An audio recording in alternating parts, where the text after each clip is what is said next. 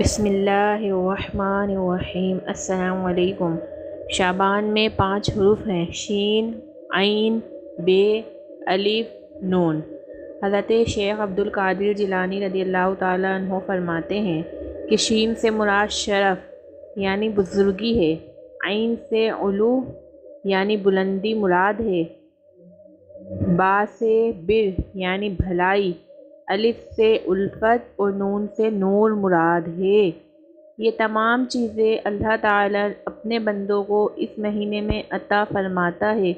یہ وہ مہینہ ہے جس میں نیکیوں کے دروازے کھول دیے جاتے ہیں، برکات کا نزول ہوتا ہے، اور یہ نبی کریم صلی اللہ علیہ وسلم پر درود بھیجنے کا مہینہ ہے۔ فرمان امام جعفر صادق رضی اللہ تعالی عنہ ہے کہ جو کوئی شعبان میں روزانہ 70 مرتبہ درود پاک پڑھے گا، اللہ تعالیٰ کچھ فرشتے مقرر فرما دیں گے جو اس درود پاک کو رسول اللہ صلی اللہ علیہ وسلم کی بارگاہ میں پہنچائیں گے۔ اس سے رسول اللہ صلی اللہ علیہ وسلم کی روح مبارک خوش ہوگی۔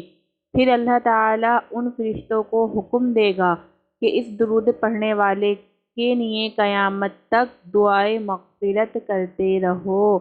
سبحان اللہ، سبحان اللہ۔